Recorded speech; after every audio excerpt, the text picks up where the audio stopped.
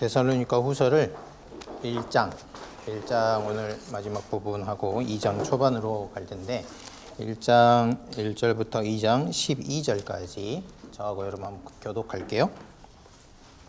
여러분 헬라어 성경도 펴세요. 헬라어 성경 데살로니가 전서 1장 2장을 펴주시고 제가 읽고 여러분 읽고 한번 교독하겠습니다. 바울과 실루아노와 디모데는 하나님 우리 아버지와 주 예수 그리스도 안에 있는 데살로니가인의 교회에 편지하노니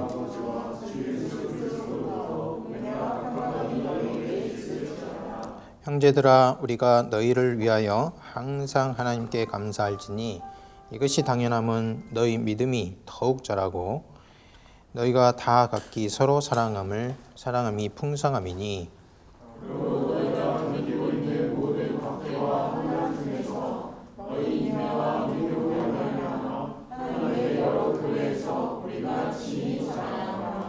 이는 하나님의 공의로운 심판의 표요 너희로 하여금 하나님의 나라에 합당한 자로 여김을 받게 하려 함이니 그 나라를 위하여 너희가 또한 고난을 받느니라.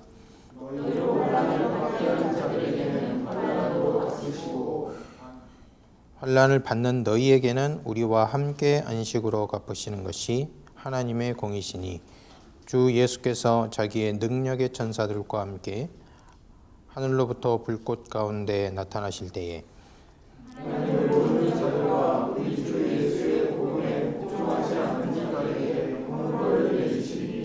이런 자들은 우리 주의 얼굴과 그의 힘의 영광을 떠나 영원한 멸망의 형벌을 받으리로다. 그날 그의 성도에게서 영광을 받으시고 모든 믿는 자들에게서 놀랍게 여김을 얻으시니 이는 우리의 주가 너희에게 믿었습니다. 이러므로 우리도 항상 너희를 위하여 기도함은 우리 하나님이 너희를 그 부르심에 합당한 자로 여기시고 모든 선을 기뻐함과 믿음의 역사를 능력으로 이루게 하시고 우리 하나님과 주 예수 그리스도의 은혜로 우리 주 예수의 이름이 너희 가운데서 영광을 받으시고 너희도 그 안에서 영광을 받게 하려 합니다. 형제들아 우리가 너희에게 구하는 것은 우리 주 예수 그리스도의 강림하심과 우리가 그 앞에 모임에 관하여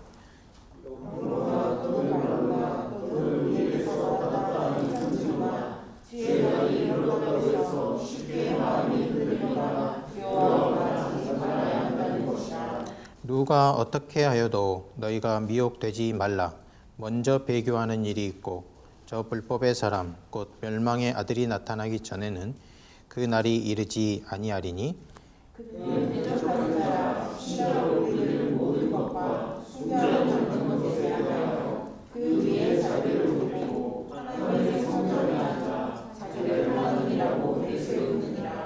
내가 너희와 함께 있을 때에 이 일을 너희에게 말한 것을 기억하지 못하느냐? 너희는 지금 그로 하여금 그의 때에 나타나게 하여 막는 것이 있는 것을 아니 불법의 비밀이 이미 활동하였으나 지금은 그것을 막는 자가 있어 그 중에서 옮겨질 때까지 하리라. 그때 불법한 자가 나타나니 주 예수께서 그들의 기운으로 그를 죽이시고 강림하여 나타나심으로 표현하시리라. 악한 자의 나타남은 사단의 활동을 따라 모든 능력과 표적과 거짓 기적과 불의의 원수로 명하는 자들이 있으니 이는 그들이 주의 사랑을 받지 아니하여 구원을 받지 못합니다. 이러므로 하나님이 미혹의 역사를 그들에게 보내사 거짓 것을 믿게 하시면 다 같이요. 진리를 믿지 않고 우리를 좋아하는 모든 자들로 하여금 심판을 받게 하려 하십니다. 아멘. 지난주에 데살로니가 후서 1장 1절부터 시작해서 10절까지 했습니다. 11절부터 12절까지는 바울의 기도가 나오는데요. 이러므로 하고 기도를 시작합니다. 이러므로 우리도 여러분 연필 또는 형광펜 가지고 제가 표시하라는 것을 잘 표시해서 우리도 이런 기도는 외워야 되고요. 잘 묵상하셔야 돼요. 주기도만 하면 안 되고 바울 기도는 다 외워야 돼요. 어떻게 기도하는지부터 시작해서 기도의 깊이가 이제 우리가 어떻게 기도해야 될지 방향을 정해주죠. 이러므로 우리도 항상 너희를 위하여 기도함은 우리 하나님이 너희를 그 부르심에 합당한 자로 여기시고 거의 그 다음부터 밑줄이에요. 모든 선을 기뻐함과 믿음의 역사를 능력으로 이루게 하시. 세 가지 이제 내용이 나오는데 하나는 모든 선의 기뻐함, 그다음에 믿음의 역사, 그다음에 능력이라는 말이 나와요.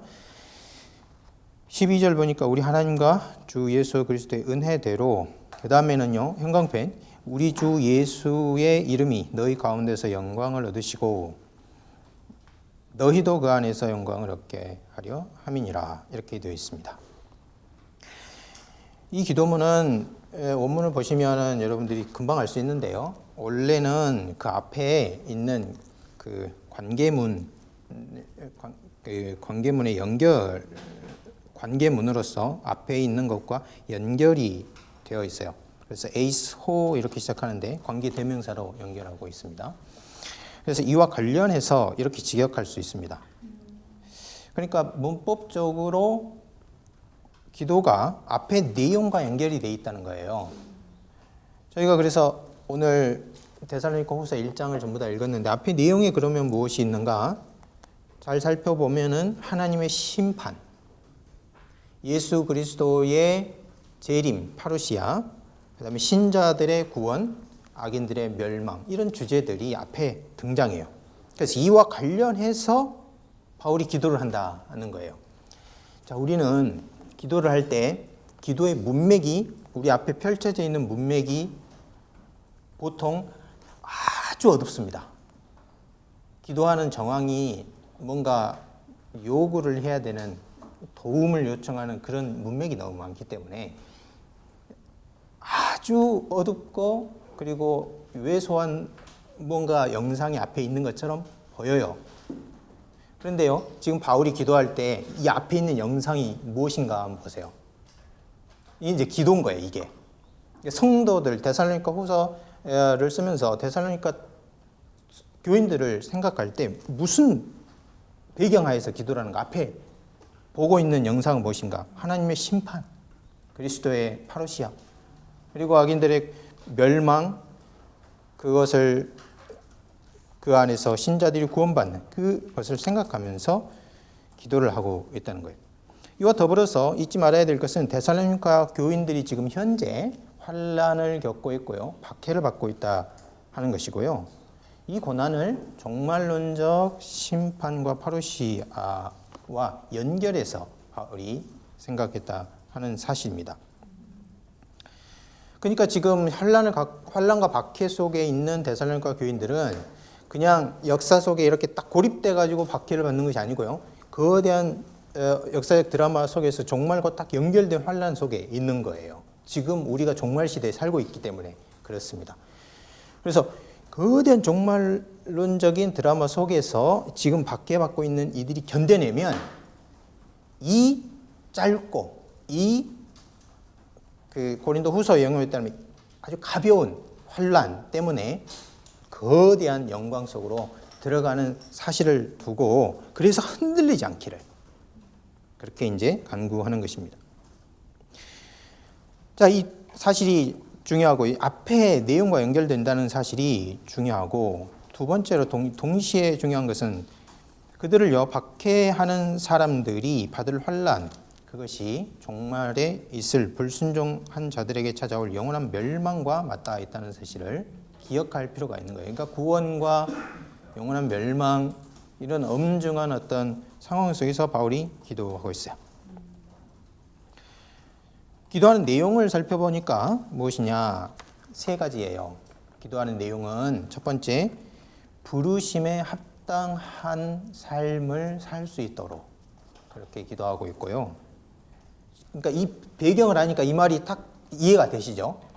이게 이제 부르심에 합당한 첫 번째가 그거고요. 두 번째 이제는 뭐라 해야 되냐? 그러니까 직역을 해보겠어요? 모든 선의 뜻 그리고 믿음의 행동을 완성시켜 달라고 기도해요. 완성시켜달라고. 세 번째는 그리스도의 영광이 그들의 삶을 통해 드러나도록 그렇게 기도합니다. 그럼 하나하나씩 살펴보겠습니다. 부르심에 합당한 삶, 그렇게 말하고 있어요. 바울의 용어를 그대로 옮겨보면 바울의 첫 번째 내용이 이것입니다. 기도하는 내용이 우리 하나님이 너희를 부르신 그 부르심에 합당하게 하시기를 간구한다 그래요. 여기서 말하는 부르심을 보통은 지금까지 하나님께서 신자들을 부르실 때 소명이라는 것이 있어요.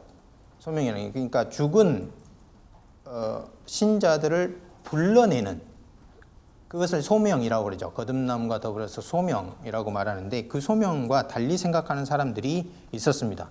어떻게 달리 생각합니까? 너무나 앞에 있는 문맥과 연결을 이제 강하게 하는 바람에 그 소명이라는 것도 이 종말론 좀 문맥에서 생각하려고 하는 그런 사람들이 있었어요.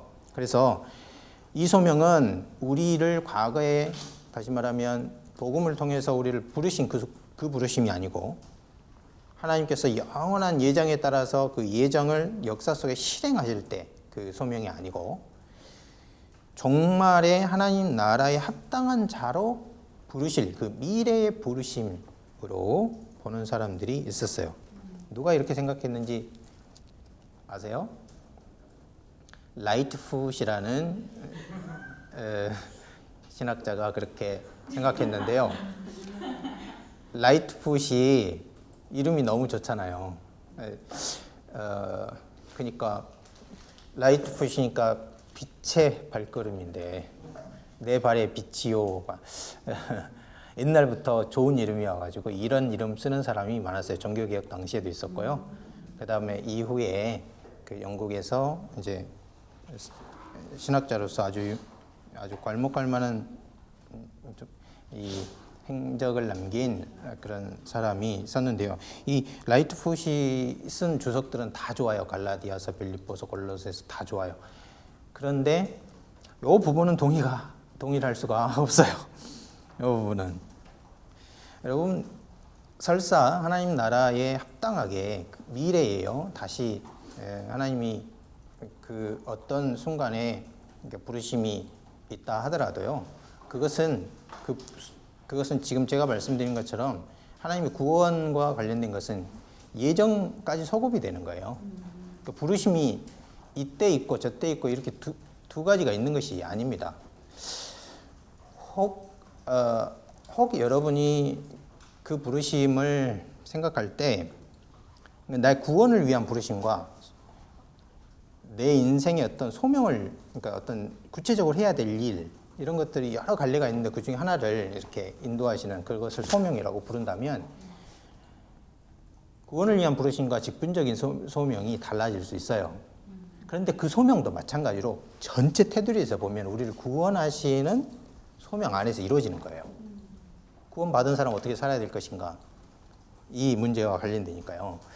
그래서 소명이 부르심이 둘일 수 없습니다. 소명은 항상 하나님이 신자를 죄와 사망, 사단과 어둠의 나라에서 건지시기 위해서 자신의 능력과 애정을 은혜의 행위로 쏟으시는 에너지 같은 것이에요. 그분의 예정을 역사 속에서 실현하는 능력이 바로 소명인 것이죠.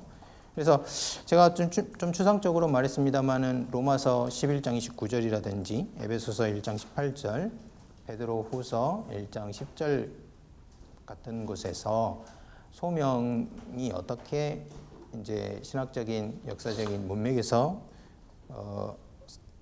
사용되고 있는지를 보면은 이 사실을 금방 확인할 수 있습니다.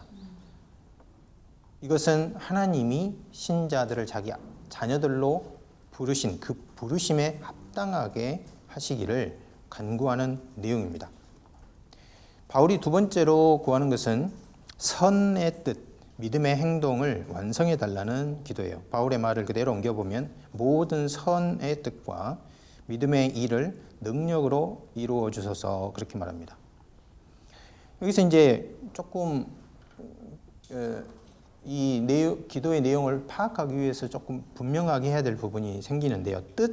뜻이라는 말과 그 다음에 능력의 주체가 누구이신가 하는 거예요. 뜻이란 말은 여러 용어들이 있거든요. 그래서 뜻이 무엇이고 또 이 뜻은 누구의 뜻인가 하는 점. 그 다음에 능력 그랬을 때 그게 우리 능력인지 아니면 다른 주체의 능력인지를 봐야 되는 것이죠.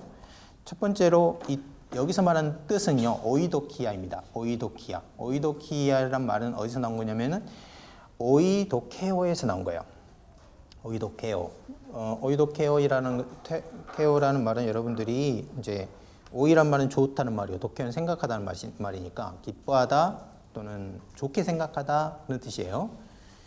뜻이란 말이 또 다른 용어로 있는데 델레마 같은 거예요. 이건 델로에서 나온 거예요. 이거는 의지적인 어떤 뜻을 가리키는 것입니다. 예를 들어서 로마서 12장 2절 같은 데 보면은 하나님의 선하신 뜻을 분별하라 이렇게 말했을 때 그 뜻은 델레마예요. 델레마. 갈라디아서 1장 4절에 하나님께서 그분의 뜻으로 말미암아 나를 부르셨다 그렇게 말했을 때도 델레마예요. 고린도 에베소서 5장 17절에 어리석은 자들이 되지 말고 그리스도의 뜻이 무엇인지를 분별하라 이렇게 말했을 때도 그리스도의 뜻이 무엇인지를 그의 뜻이 무엇인지를 이해하라 이렇게 말했을 때도 델레마예요. 여기서는 그것과 조금 더 결을 달리하는 의미입니다. 본래가 기뻐하는 것 그리고 결의에 찬 것 기쁨을 표현하는 그런 것들을 말한 거예요. 그러니까 모든 선의 뜻, 그 말은 무슨 말인가 하면 모든 선을 기뻐하고 모든 선에 대한 어떤 결의에 찬 행동을 하고 그런 것들을 가리키는 거예요. 그래서 이 말은 하나님께도 쓰이고 인간에게도 사용할 수 있어요. 만약에 하나님의 뜻을 가리킨다. 그러니까 모든 선의 뜻을 능력으로 이루어 주십시오. 이렇게 말했을 때 이것이 하나님의 뜻이면 이런 뜻이 되겠죠.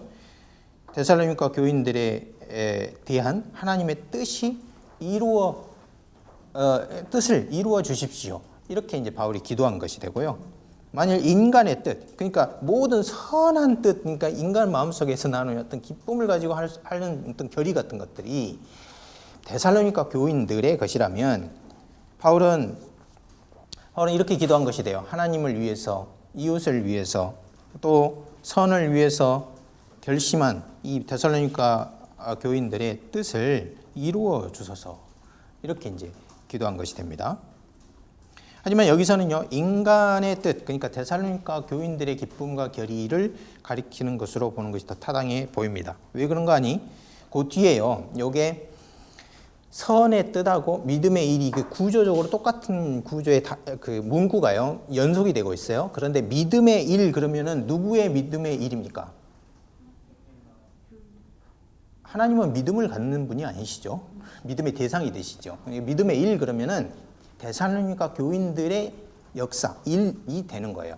그러니까 이게 이제 동일한 구조라면 앞에 있는 선의 뜻이라는 것도 데살로니가 교인들의 선을 향한 결의, 기쁨 이런 것들이 되는 거죠. 그러니까 그런 점에서 판단해 볼 때 이것은 인간 뜻으로 보는 것이 낫다 하는 것이에요. 만일 믿음의 일이 데살로니가 교인들에게 속한 것이라면 선의 뜻도 그러하다 하는 것입니다. 자, 그러면은 앞에 있는 두 문구는 우리가 이제 밝혔고, 이렇게요, 선의 뜻, 믿음의 일을 능력으로 이루어 달라고 이렇게 말하고 있는데, 이 능력은 데살로니가 교인들 것이 아닌 것이 분명해요. 왜 그럴까요? 이건 하나님의 능력으로 이루어 달라는 것을 가리킵니다. 왜 그런가? 이게요, 지금 바울이 논문 쓰는 게 아니거든요. 기도하는 겁니다. 기도하는데 예를 들어서 이게 그들의 능력이라면, 자, 이렇게 기도한 게 돼요. 데살로니가 교인들이 모든 선한 것에 대해서 기쁨을 가지고 결의에 찬 결의를 가지고 있고요. 또 믿음으로 어떤 일을 하는데 그들의 능력으로 이루어질 것을 기도한 거예요. 여러분, 그걸 이룰 능력이 있으면 뭐 달라고 기도합니까?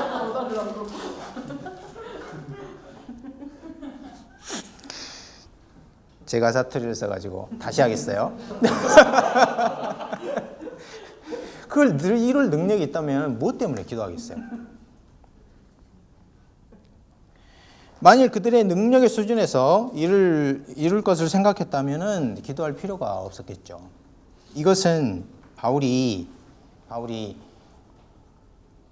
하나님의 능력을 생각하고 이루어 달라고 기도한 내용이에요. 그래서 의역을 해보면은 이렇게 돼요. 하나님이여, 데살로니가 교인들이 선을 향해서 또는 선한 마음에서 시작한 그들의 뜻, 그들의 결심, 그들의 믿음에서 기원한 이 일들을 하나님의 능력으로 이루어 주십시오.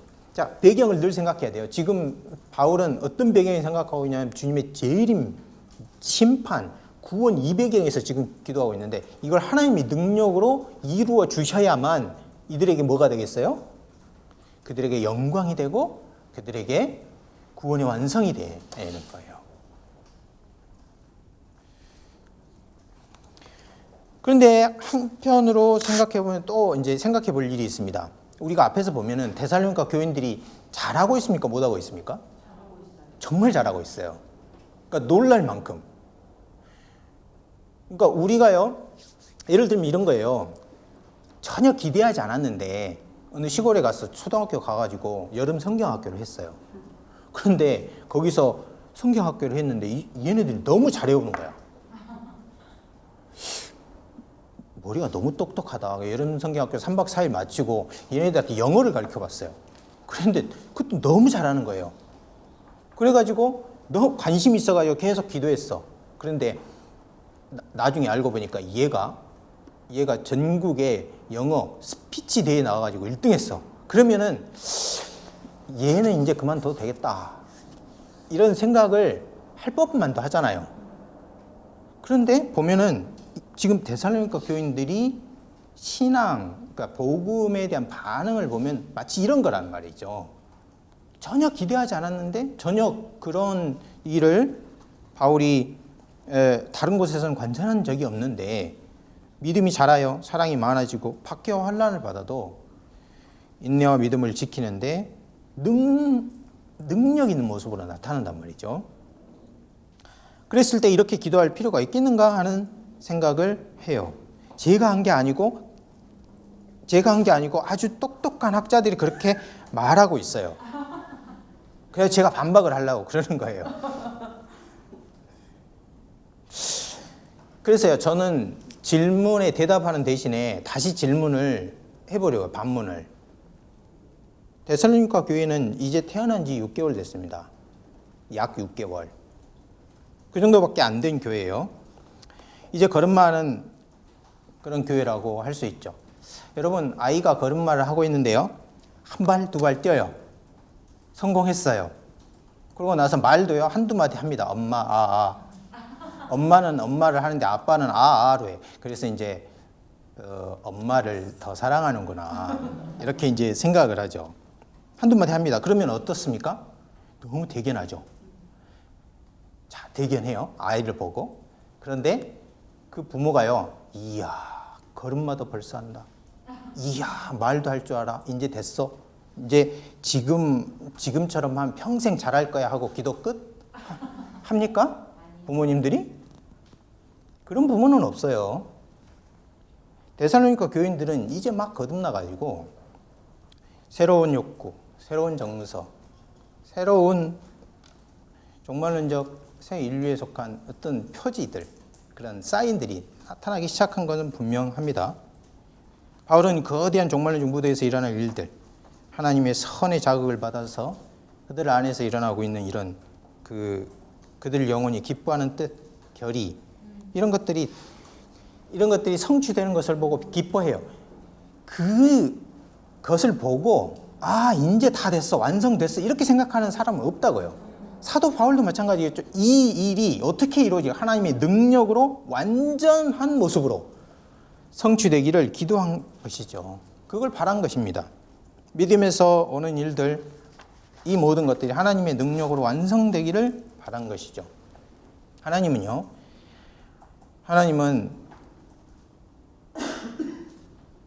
타락한 인류를 보고 그 속에 복음을 통해서 이렇게 마치 새싹이 나는 것처럼 꽃이 이제 피기 시작한 것과 같은 인류를 보면서 굉장히 기뻐하셨을 겁니다. 나중에 이런 예들은 구약에서도 회복 약속을 할 때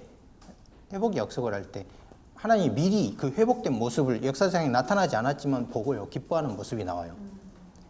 그런데 절대로 그걸 기계적으로 생각하지 말아라. 그렇게 당부해요. 예를 들어서 에스겔 36장 37절 38, 여러분 핸드아웃이 있죠? 한번 같이 읽어볼게요. 주 여호와께서, 시작. 주 여호와께서 이같이 말씀하셨느니라. 그래도 이스라엘 족속이 이같이 자기들에게 이루어주기를 내게 간구하여야 할지니라. 내가 그들의 수요를 양떼같이 많아지게 하되 제사드릴 양떼 곧 예루살렘이 정한 절기의 양무리 같이 황폐한 성읍을 사람의 때로 채우리라. 그러한즉 그들이 나를 여호와인 줄 알리라 하셨느니라. 회복을 할 겁니다. 예루살렘도 회복할 거고 제사도 회복할 거고 사람들의 관계도 다 회복할 거예요. 그런데 잘 이루어지고 있네? 그러고 나서 야 좋다 그렇게 하라는 거예요? 아니면 그래도 그렇게 이루어달라고 기도해야 할지니라. 그러니까 기도하는 사람만이 알고 있는 비밀인 거예요. 바울이 이런 비밀을 가지고 그들 속에 있는 인내하는 모습, 믿음을 지키는 모습을 보고 기뻐하면서도 하나님이 능력으로 그 모든 일들을 다 완성에 이르게 해주기를 기도한 것입니다. 세 번째는 보면은 너희 안에서 그리스도 예수의 이름이 어떻게 되냐면 영광스럽게 되게 해달라는 기도를 하고 있어요. 앞에 있는 두 부르심이 합당하게 해주시기를, 그리고 그들의 모든 선한 뜻과 그리고 믿음의 역사들이 완성에 이르도록 기도한 것은 바로 이 세 번째 목적을 위해서 그렇게 한 것입니다. 바울은 데살로니가 교인들의 선의 일이 이루어지고 그들의 믿음의 역사가 성취되어서 우리 주 예수 그리스도의 이름이 그들 속에서 영광 받으시기를 기도합니다. 이것이 종말론적 무대에서 일어나는 현재 모든 일들의 궁극적인 목적이에요. 자, 그런데 성경을 다시 한번 봐야겠어요. 1장 12절. 만약에 이렇게만 기도했다면은 우리가 바울의 기도를 웨스트민스터 신앙고백이라든지 또 우리 신앙고백 문서하고 별다른 차이를 느끼지 못했을 거예요. 사람의 제일 되는 목적이 무엇이냐? 하나님을 즐거워하고 그분을 영원토록 하나님께 영광을 돌리고 그분을 영원토록 즐거워하는 것입니다. 얼마나 감동적이에요.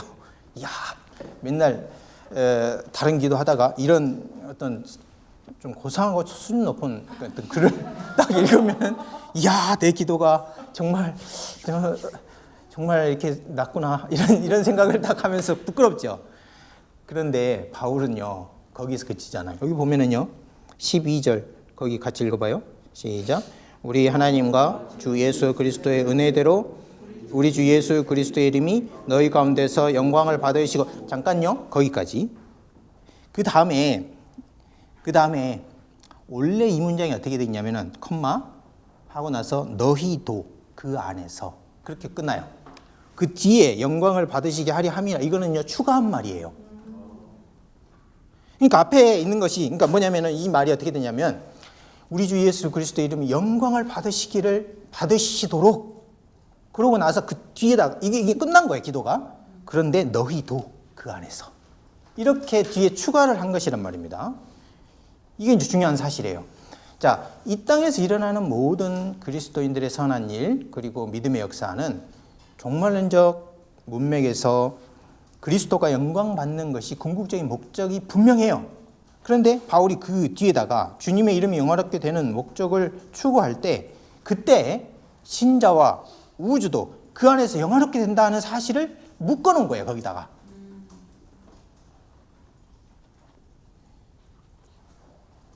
이와 같이 이와 같은 사상은요, 근데 신약에서 바울만 그렇게 생각하는 것이 아니에요. 그러니까 바울은 처음부터 끝까지 하나님의 영광, 그리스도의 영광, 이 목적을 이렇게 추구하는 사람인데, 그런데 그 목적을 추구할 때 본래 영광스러운 분이시고 본래 영화로우신 분이 영광을 받는 것은 성령으로서 받는 거예요. 그냥 받는 거예요, 그게. 이전에 타락한 세계에서는 부당하게 피조물과 우상들이 취해갔던 영광들이에요. 그거를 다시 돌려드린 거예요. 그런데 중요한 것은 거기다가 그리고 너희도 그 안에서, 이런 사상을 거기다 덧붙인다는 것입니다. 그러면 주님이 영광스러워지시면 동시에 그를 믿는 사람들도 영화롭게 된다는 거예요. 이런 사상이 또 어디에 나옵니까? 마태복음 5장 16절에 보면은 이같이 너희 빛이 사람 앞에 비치게 하여, 이거는요 성도들의 성화요, 성도들의 삶의 목적 아니에요? 그런데 그들로 너희 착한 행실을 보고, 거기서 끝났다면은 그냥 윤리주의예요. 그 다음에 하늘에 계신 너희 아버지께 어떻게 하라? 영광을 돌리게 하라. 성도들이 어떻게 해요? 제자들이 사람들 앞에서 영광을 얻으면 그 영광이 동시에 하나님께 영광이 되도록 그렇게 묶어놓은 것이죠. 요한복음 15장 4절부터 8절도 마찬가지입니다. 내 안에 거하라, 나도 너희 안에 거하리라. 가지가 포도나무에 붙어있지 아니하면 스스로 열매를 맺을 수 없음 같이 너희도 내 안에 있지 아니하면 그러하리라 하고 나서 8절에 보면 너희가 열매를 많이 맺으면 내 아버지께서 영광을 받으실 것이요 너희는 내 제자가 되리라, 그렇게 말했습니다.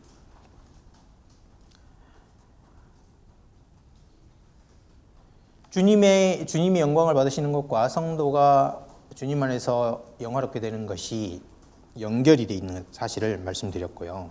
여기서 이제 중요한 사실이 또 한 가지 있습니다. 여기 보면은 우리 하나님과 그리스도 예수의 은혜대로 이렇게 말하고 있는데, 그 다음에 영화롭게 되는 것은요, 하나님의 나라가 너희 가운데서 영화롭게 된다든지 하나님이 영화롭게 된다, 그렇게 말하지 않았어요. 그렇게 안 하고 우리 주 예수 그리스도의 이름이 영화롭게 된다, 그렇게 말하고 있습니다.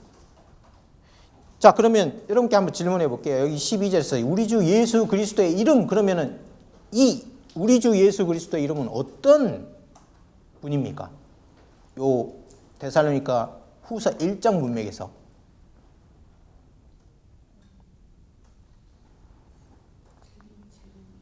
그렇죠. 8절에 보면 우리 주 예수 그리스도의 복음에 복종하지 않은 자의 형벌을 내리시니 이런 자들은 주의 얼굴과 그의 힘의 영광을 떠나 영원한 멸망에 빠지리라, 그러면서 그날에 그가 강림하시고 성도들에게서 영광을 받으시리라. 그 영광을 받으신 분이 누구냐면은 재림하시는 분이에요. 재림하시는, 다시 오시는 영광의 주를 가리키는 것이라, 이 말이에요. 그러니까 바울은 생각할 때 지금 일반 신학자들이 하나님의 영광 그러면은 교의학 첫 번째 부분에서 나오는 그 어떤 정적인 영광을 생각하는 게 아니라, 추상적인 영광을 생각하는 게 아니라 역동적인 어떤 한 장면을 생각하고 있는 거예요. 그리고 주님이 다시 오실 때 그분은 자신만으로 충분히 절대적으로 영화로우신데, 왜 바울이 그때 그 주님을 만난 신자들, 그리고 데살로니가 교인들, 오고 오는 시대의 모든 신자들이 앞에서 말한 것처럼 선의 뜻, 믿음의 일이 하나님의 능력으로 완전히 이루어지기를 바라고 있는가 하는 질문을 해보지 않을 수가 없어요. 그러니까 하나님 예수님의 이름이 영화롭게 되기를 바란다. 그러면서 그 뒤에다가 그런데 너희도 그 안에서, 이렇게 말한 것을 볼 때요, 이것은 다른 것이 아닙니다. 피조계의 승격자가 우리 주님이 오실 때 주님의 영광에 걸맞는 수준으로요, 피조물과 신자들을 어떻게 합니까? 끌어올리실 것을 강구하고 있는 거예요. 이것은 조금만 우리가요 여러분도 지금 강의를 들을 때 잠시 멈춰서 생각을 해보면은 굉장히 생각을 해보면 지극히 당연하고 그리고 어떻게 보면은 합리적인 거예요. 여러분 제가 한번 질문해 볼게요. 만일 주님이 오셨어요. 영광스러운 분이에요. 그분 자체가 영광스러운 분이에요. 그런데 그분은 자체로 가까이 가지 못할 빛에 거하시고 영화와 존귀와 능력으로 오시는데요. 그분을 맞는 신자들, 그분을 맞는 피조물이 시덥잖아요. 그 정도가 아니라 죄와 어려움으로 가득 차 있어요. 얼룩이 져 있어요. 그럼 어떻게 될까요? 아니면 주님이 오시는 것을 이렇게 준비도 하고 있지 않아요. 그럼 어떻게 될까요? 이것은요, 신자들에게 부끄러움이 되는 것을 넘어서서 우리 주님에게 커다란 불명예가 됩니다. 그래서 성경이 말해요. 에베소서 5장 25절 27절을 보면 남편들아 아내 사랑하기를 그리스도께서 교회를 사랑하시고 그 교회를 위하여 자신을 주신 것 같이 하라. 그 다음이 중요해요. 그 다음이. 우리 주님이 어떻게 하시는가? 이는 물로 씻어 말씀으로 깨끗하게 하사 거룩하게 하시고 누가 누구를 그렇게 했다는 거예요? 그리스도께서 교회를 그리스도께서 창세부터 종말까지 모든 자기 백성들 다 신부에 속한 모든 사람들을 다 그렇게 하시다. 자기 앞에 어떻게 세웠다고 그래요? 영광스러운 교회로 세워서 어떻게 해요? 티도 없고 주름도 없고 이런 것들이 없는 거룩하고 흠이 없는 존재들로 만드셨다는 거예요. 왜 그렇게 하셨습니까? 예수님이 십자가와 부활로 새로운 존재들을 만들어낸 거예요. 그분의 몸으로 칭할 수 있을 만큼 그분의 또 다른 나라고 표현할 수 있을 만큼 영광스러운 존재로 만드신 거예요. 그렇게 거듭나서 구원을 받았는데 이 땅을 살아가는 동안 주님이 재림하시기 전까지 삶을 엉망으로 살아. 그리고 티나 주름 잡힌 것이나 오염과 더러운 것을 가득 차게 살아. 그러면은 주님 오실 때 이들 존재는 오시는 주님 앞에 어떻게 되겠습니까? 이거는 어울리지 않는다는 겁니다. 이거는 주님께 불명예가 된다는 거예요.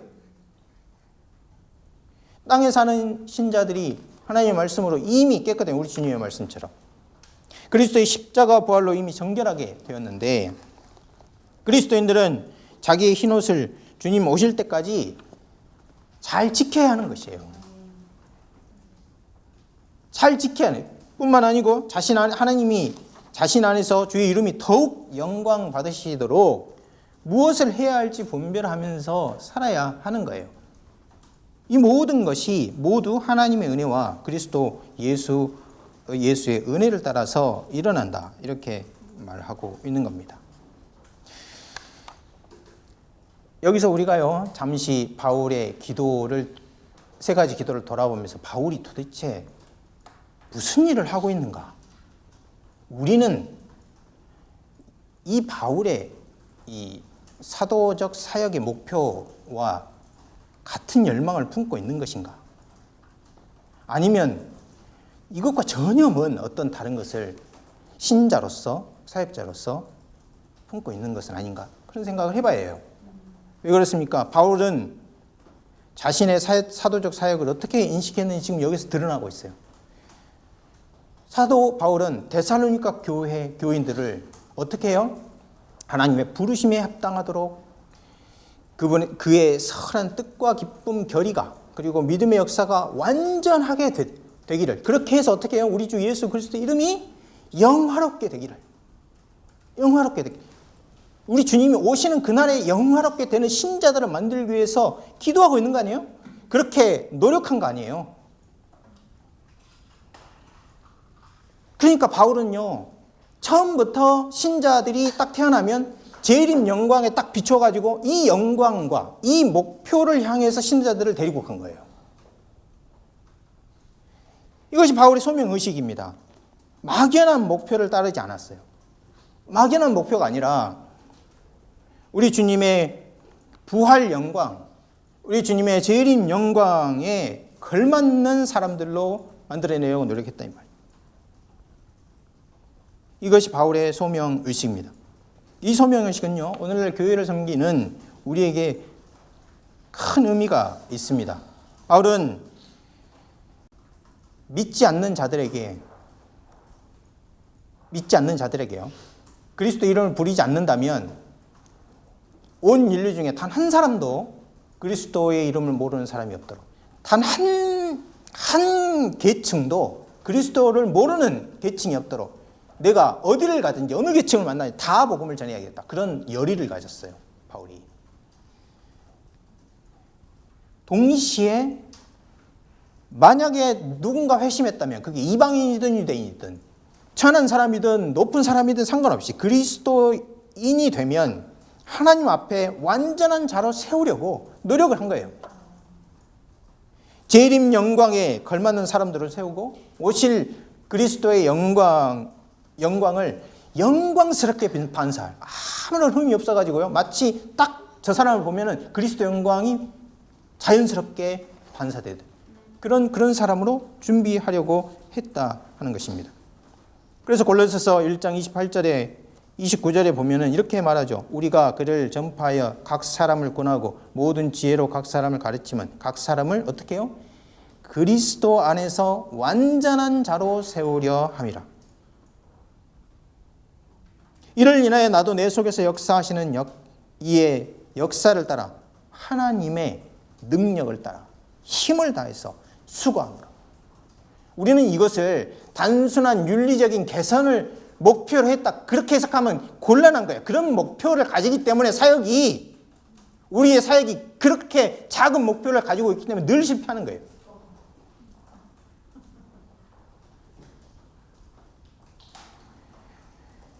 여기 완전한 자를 교의학적인 용어를 이 속에 집어넣어가지고 어떻게 사람이 완전하게 되냐, 어떻게 사람이 완전하게 되냐, 온전하게 되냐, 이렇게 말해가지고 마치요 바울이 거짓말한 것처럼 비유적인 뜻으로 이런 말을 하는 것처럼 생각하면 안 된다 이 말이에요. 말 그대로 그리스도 안에서 아무런 흠이 없고 아무런 결점이 없는 완전한 자를 세우려고 목표를 한 거예요. 그 목표가 있기 때문에 자기 지식을 통동을 하고 자기 열심을 통동을 하고 그래서 한 사람 한 사람을 세워가는 거 아니에요. 그걸 보면은 저게 사람이냐 그런 생각이 들 만큼 그렇게 산 겁니다. 여러분, 그런데 한번 바울 입장에서 한번 생각해 보십시오. 바울은요, 부활 영광을, 재림 영광을 죄 짓다가 만났거든요. 그런데 그 죄라는 것이 엄청나게 특이한 죄예요. 여러분, 교회에 가면 다 이런 사람들을 만나요. 뭡니까? 내가 죽도록 충성하고 죽도록 새벽기도하고 죽도록 11조하고 교회 사라는 거 다 하고 아무 흠이 없어요. 다 하나님 나라를 위해서 한다고 걸어가고 있는 거예요. 그런데 그게 사실은 하나님을 대적하는 일이었단 말이에요. 그 자리에서 부활 영광을 만나고 부활하신 주님을 재림 때 가지고 오실 그 영광을 만난 거예요. 자기에게 비쳤어요. 어떻게 됩니까? 이게 안 맞잖아요. 공명이 일어나니까 눈이 먼 거 아닙니까? 그때 자기는 영혼이 소멸되는 느낌을 가졌을 거예요. 여러분, 바울이요, 죄인들을 볼 때 어떤 생각을 할까요? 아, 하나님을 믿지 않으니까, 너는 믿지 않으니까, 너는 유대인이 아니니까, 이방인이니까 괜찮아, 이렇게 생각할까요? 그때부터는 눈이 달라진 거예요. 그때부터는 사람을 볼 때 하나님의 영광 앞에 서야 할 불쌍한 죄인들로 보이는 거. 그러니까 누구든지 다 복음을 전해야 된다, 그렇게 생각한 거예요. 아니에요. 자기처럼 되면 안 된다는 거예요. 자기처럼.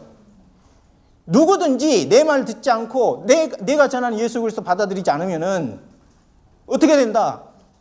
재림 영광 앞에서 죄인으로 그를 만나게 된다는 거예요. 영혼이 소멸돼 버리는 거예요.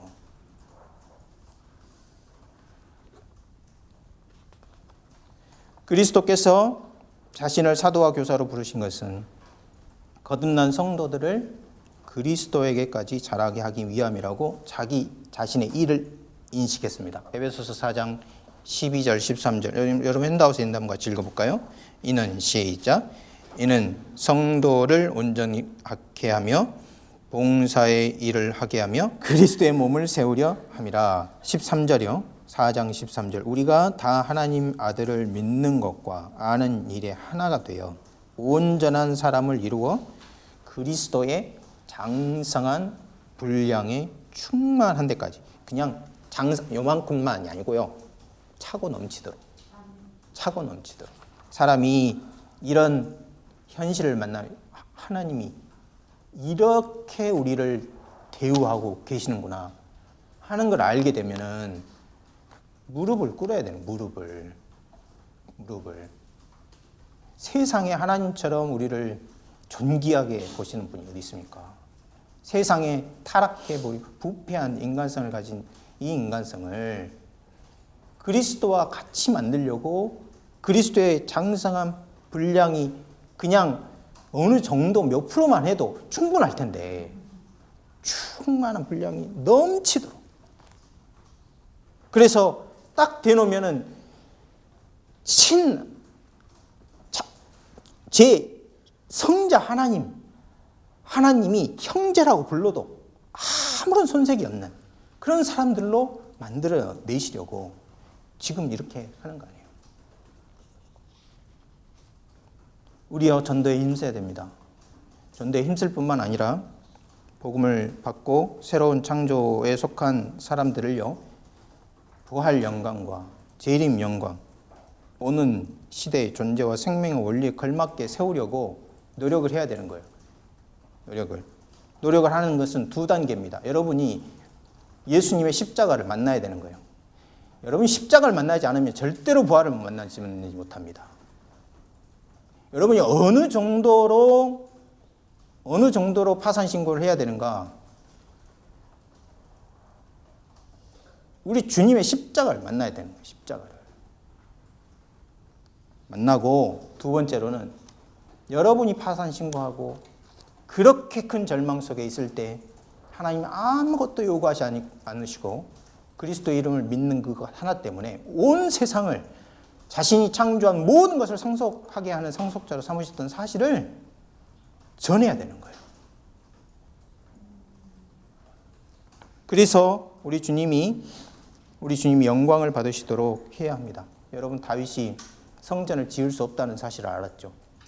그건 하나님의 공의 때문에 그래요. 피를 흘렸기 때문에 아무런 이유가 없이 전쟁을 한 것이 아니라 정당한 전쟁을 했음에도 불구하고 그가 피를 흘렸기 때문에 다윗은 못 지어요.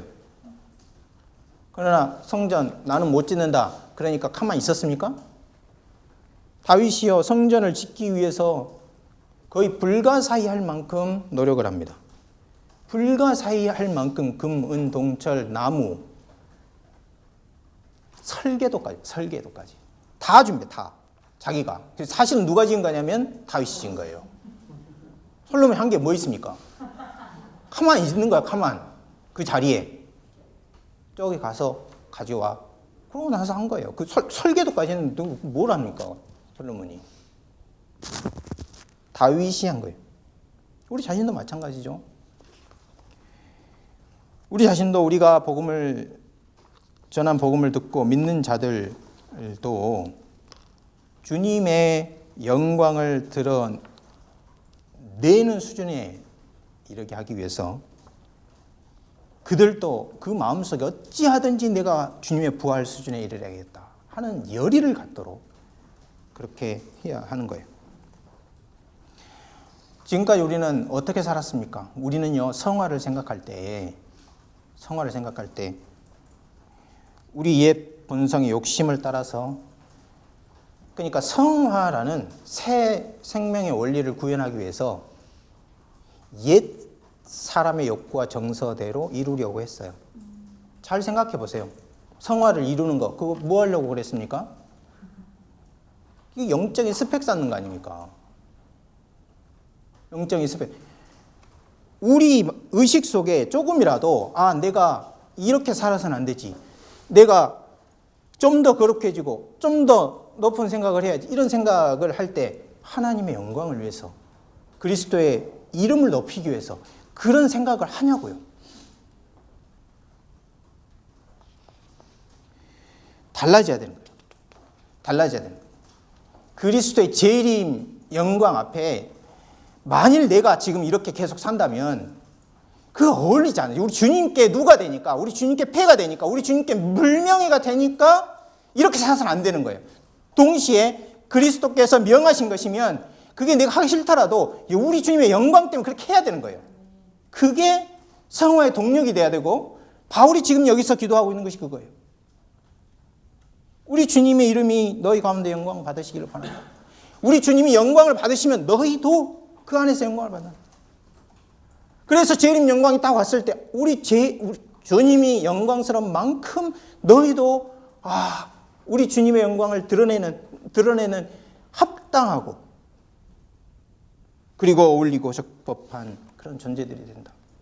그렇게 말할 수 있을 만큼 그렇게 될 때까지 데살로니가 교인들을 위해서 기도하는 것입니다. 이것이요, 바울이 자신이 사역을 할 때 처음부터 가졌던 목표예요. 우리도 이 목표를 곰곰이 생각하고 우리 목표가 되도록 해야 합니다.